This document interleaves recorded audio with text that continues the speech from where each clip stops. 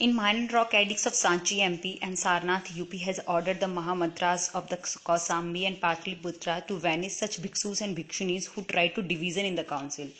इन्होंने उनको मतलब बहिष्कृत बोलते हैं ना हिंदी में, तो उसको मतलब इन्होंने निकलवा दिया था उन लोगों को, जो कि मतलब होता है ना कि किसी भी काउंसिल या किसी सभा के अंदर किसी को भी मतलब जो भी किसी को मतलब वो करते हैं मतलब भड़काना, डिवीजन करवाना मतलब आपस में, उन लोगों को इन्होंने निकलवा दिया था।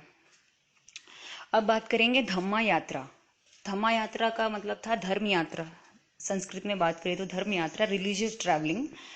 Before the Ashoka rules kings use to go for vihara, मतलब लोग फॉरेस्ट ट्रैवलिंग के लिए जाया करते थे, या हंटिंग बोलें तो हंटिंग के लिए, but they use to kill animals for their entertainment, के लिए हंटिंग हुआ करती थी। तो बहुत ज़्यादा मतलब ऐसे, तो इस वजह से अशोका ने नया सिस्टम बनाया कि जो भी आगे से in place of such travel Ashoka organise to Dhamma Yatra in which travel were made to Buddhist pilgrims and the gold were given in charity to Brahmins, Sarmanas and to other needy people।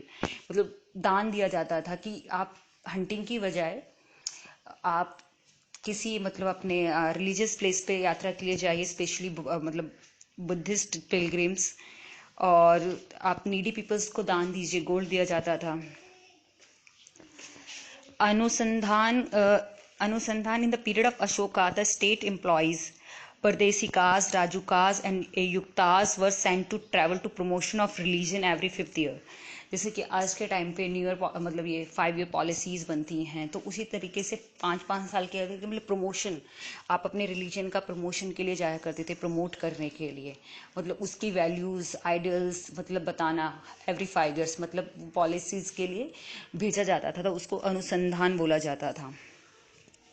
धम्मा महामतराज का मतलब था in the 13th year of coronation he appointed Dhamma Mahamatras to promote religion among the masses. मतलब आप किसी group को promote करने की बजाय मासेस मतलब बड़े ग्रुप को बजाय आप धर्म को प्रमोट कीजिए अपने, तो to inspire them for deeds of public welfare, आप लोगों को मतलब लोगों की भलाई के लिए मतलब कीजिए, मतलब पब्लिक वेलफेयर कीजिए, सोसाइटी के लिए, चैरिटी के लिए। Releasing prisoners to imprison and reducing the period of punishment, उनका पनिशमेंट रिड्यूस कर दिया गया था, इम्प्रिजनमेंट से उनको प्रिजनर्स को रिलीज कर दिया गया था। Providing financial assistance to the families, to their family, उनकी फैमिलीज को फाइनेंशियल असिस्टेंस प्रोवाइड किया गया था। अब बात करते हैं रॉक एडिक्ट्स की। He was the first ruler to address his subject through edicts. He got inspiration from the ruler of Iran and he is most addicts in Brahmi script and in the northwest region, and Brahmi script and in the northwest region are in Kharoshthi script. भी बताया था मैंने, जो north west region की बात कर रहे हैं जो भी प्रेजेंटली इन पाकिस्तान में है, वहाँ पे खरोष्ठी स्क्रिप्ट का यूज़ हुआ है, जो कि मेनली वो भाई मतलब अरेमिका एंड बुद्धिस्ट लैंग्वेज में मिलती हैं, और जो ब्रह्मी स्क्रिप्ट है वो प्राकृत और संस्कृत में इसका यूज़ किया गया है। मतलब अशोका के टाइम पे मल्टी लैंग्वेजेस जो हैं, मल्टीलिंगुअल लैंग्वेजेस का यूज़ किया गया है जो इंस्क्रिप्शंस के लिए। मेनली जो इंडिया में मिलती हैं वो संस्कृत और प्राकृत में हैं। Ashoka pillar in Delhi brought from the Topra and the 7 edicts have been written on it. उसके ऊपर जो दिल्ली के अंदर अशोक पिलर है, अशोक स्तंभ है, उसके ऊपर 7 एडिक्ट्स हैं और बिन रिटन ऑन इट, मतलब उसके 7 तरीके के एडिक्ट्स लिखे हुए हैं जिसको शिलालेख बोलते हैं।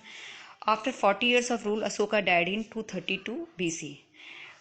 Ashoka after 40 years of rule Ashoka died in 232 BC। अब बात करते हैं मॉडर्न एडमिनिस्ट्रेशन की। तो मॉडर्न एडमिनिस्ट्रेशन जो है बहुत ही देखा जाए तो आपके एग्ज़ाम के पॉइंट ऑफ व्यू से भी बहुत इंपॉर्टेंट है। इससे लास्ट ईयर 4 मार्क्स का क्वेश्चन आया था सेंट्रल एडमिनिस्ट्रेशन के ऊपर। तो सेंट्रल एडमिनिस्ट्रेशन तो जो according to Kautilya 18 departments call Tirtha बोला जाता था उस टाइम पे, और the president of these Tirtha is known as Mahamatya बोला जाता था, and monarchy was supported by the Kautilya. However he did not stand for royal absolutism and the advocated king to take advice of his ministry in running the administration. अब बात करते हैं Mauryan administration was highly centralize. सबसे बड़ी बात जो है, जो सेंट्रलाइजेशन की बात आती है अभी भी प्रेजेंटली भी, वो हमारा मौर्यन डायनेस्टी से ही हमने अडॉप्ट किया है। क्योंकि जो मेनली आप बात करेंगे कौटिल्य का जो अर्थशास्त्र है और द मैगस्थनीज का जो इंडिका है बुक, उसके अंदर से हमने सब चीज़ें अडॉप्ट की हैं कहीं ना कहीं। The king was the supreme power and source of all authority and the council of minister called मंत्री परिषद, जैसे कि अभी भी होता है काउंसिल ऑफ मिनिस्टर होता है, कॉल्ड मंत्री परिषद बोला जाता था। Assisted the king and administration matters में उनको असिस्ट किया करते थे, जिनमें मेनली पुरोहित हुआ करते थे, महामंत्री, सेनापति and Yuvraj. Civil servants, also known as the Amatyas, were appointed to look after day-to-day administration and their selection method was given by Kautilya. जैसे कि प्रेजेंटली आप सिविल सर्विस को देखेंगे, सिविल सर्विसेज में जो हम वो एडमिनिस्ट्रेशन पर्पस के लिए ही उनको अपॉइंट किया जाता है, जो उनकी अपॉइंटमेंट होती है, तो उस टाइम पे भी वही सब चीज़ें थी। सिटी एडमिनिस्ट्रेशन था की बात करें तो पाटलिपुत्रा जो थी कैपिटल थी उस टाइम पे मौर्यन एम्पायर की। तो city administration was handle by the council of 30 members. Council थी एक 30 मेंबर्स की। उनका 6 बोर्ड और डिपार्टमेंट्स के अंदर पार्ट्स में बनाया गया था। Municipal administration of the city, every board had a 5 member. 6 departments थे उनके, उनमें एवरी जो बोर्ड था, डिपार्टमेंट्स और बोर्ड था, उसके उनमें 5 मेंबर्स थे। And these boards look after subject like industry, senses जो हम कलेक्ट करते हैं data for death, birth, mortality rate, जो हम आजकल चेक करते हैं, सेंसस होता है आफ्टर एवरी 10 ईयर्स, ऐसे ही उस टाइम पे सेंसस वगैरह जो था होता था। Trade, manufacturers and their sale, collection of taxes, welfare of foreigners living in the city. उस टाइम में बहुत ज़्यादा फॉरेनर्स रहा करते थे, तो वो सब चीज़ें हम पूरी वेलफेयर देखी जाती थी। तो उसके लिए 6 डिपार्टमेंट का सेटअप किया गया था और हर डिपार्टमेंट के अंदर 5 मेंबर्स हुआ करते थे। अब बात करते हैं प्रोविजनल एडमिनिस्ट्रेशन। प्रोविजनल एडमिनिस्ट्रेशन अब लोकल एडमिनिस्ट्रेशन की बात करते हैं कि एक लोकल एडमिनिस्ट्रेशन कैसा होना चाहिए। तो Mauryan empire was divided into 5 provinces with capital. उनकी कैपिटल थी Taxila, Ujjain, Suvarnanagari, Kalinga, Pataliputra. And provincial governor were appointed from the royal family, name Kumara और आर्यपुत्र बोला जाता था उनमें। And district administration was under the charge of Sthanika. He use to under the control of Samaharta. Samaharta बोलते हैं जो रेवेन्यू कलेक्शन किया करते थे, उसको समाहर्ता बुलाया जाता था।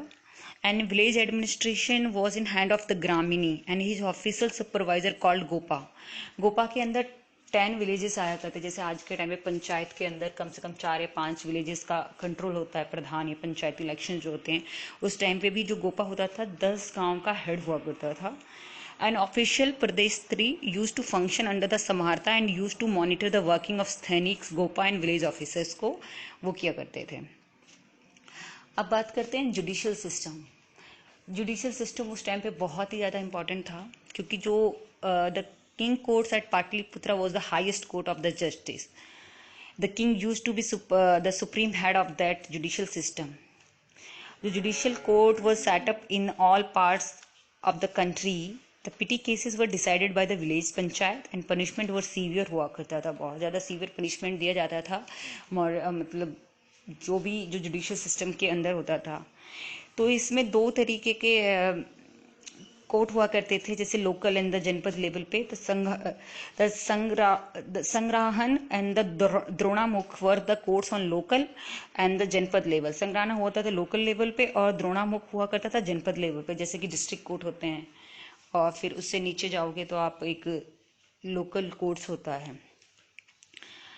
तो फिर उसके बाद आगे बात करते हैं जो ये तो अपार्ट फ्रॉम द ग्रामन संघा and Kings court, all other courts were 2 types. बाकी इन 2 कोर्ट्स की बात करें छोड़ दें तो जो और सब कोर्ट्स थे वो 2 तरीके होते थे, जैसे कि Dharmasthiya is also known as Sahas, use to be type of civil courts, जैसे कि आज के टाइम सिविल और क्रिमिनल कोर्ट्स हैं। And the cases associated with the theft, robbery and loot, वो सब सिविल कोर्ट में जाया करते थे। Kantaka Shodhana were the criminal courts. And the 3 Pradeshtris and 3 Amatyas use to जज dispute between state and the concern person. के बीच में डिस्प्यूट के 3 प्रदेशित्रीज हुआ करते थे, 3 अमात्याज हुआ करते। ऐसे ही सिविल कोड की बात करें, वहां पे 3 धर्मास्थ्या हुआ करते थे और 3 अमात्याज हुआ करते थे किसी भी मैटर को डिस्कस करने के लिए या सुनने के लिए।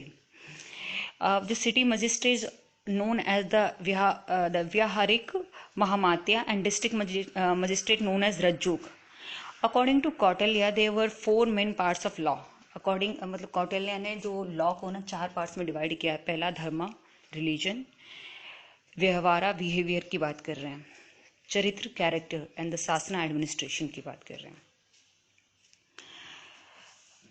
अब बात करते हैं मिलिट्री सिस्टम की। जो मिलिट्री सिस्टम था मौर्यन के टाइम पे, the Mauryan had a huge army. They had 6 division. The infantry जो पैदल चलने वाले सैनिक हुआ करते थे, द कैवलरी द अश्व जो द सोल्जर ऑन अश्वास जो होते थे घोड़ों के ऊपर, elephants, soldier on hathi, chariots is the soldier on ratha, and navy. And the 6th section which looked after the movement of goods and weapons for the soldier and the animals. जो 6 department हुआ करता, 5 department उनमें divide था, और जो छठा department था वो हमारे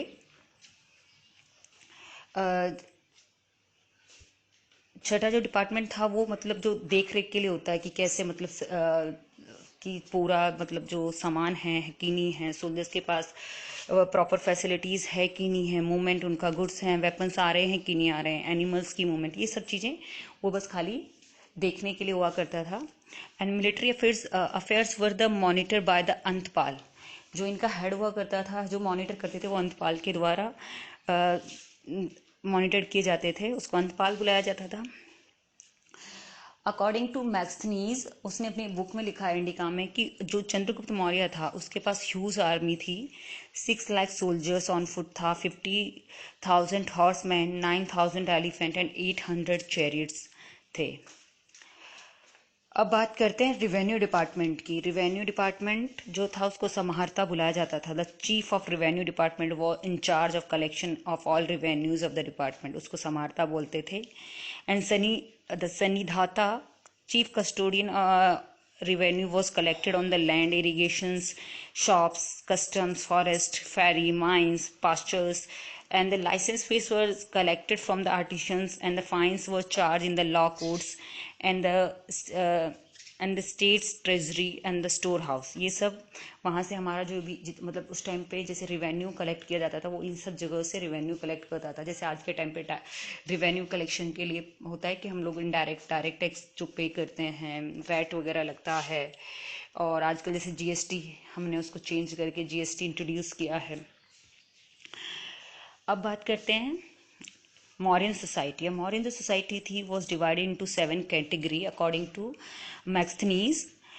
philosopher, farmers, soldiers, herdsmen, artisans, magistrate, and the councillors. And these divisions were referred as a caste because the members of the particular division were not allowed to marry outside their group and were also not allowed to change their profession.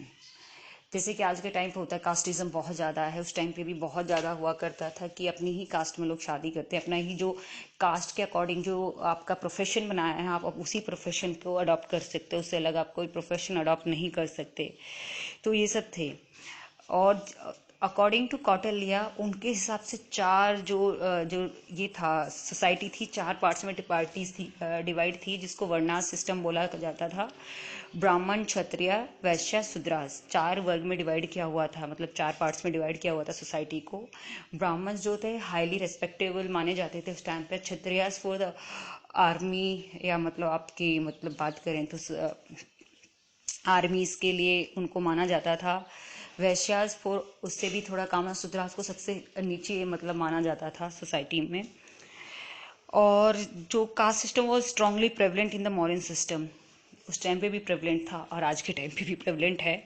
According to Kautilyas, the twice born that is the Brahmins and the Kshatriyas enjoyed a special privilege in the society because of their status of being twice born. The Vaisyas through theoretically were twice born, but they were not able to enjoy a privileged position similar to the Brahmins and the Kshatriyas. During that period, condition of women cannot to be said to be progressive. But still better position compare to Smriti period. ये स्मृति की बात करें तो मनुस्मृति की बात कर रहे हैं।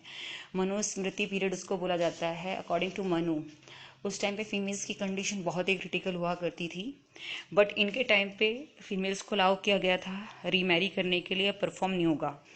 और ऐसा और माना जाता है कि मौर्यन डायनेस्टी के अंदर जितने भी ये जो विडो हुआ करती थी, फीमेल्स हुआ करती थी, उनको मतलब as a royal guard appoint किया जाता था। उनको मतलब ऐसे जो थ्रेड वर्क का जो काम हुआ करता था उसके लिए उनको काम दिया जाता था।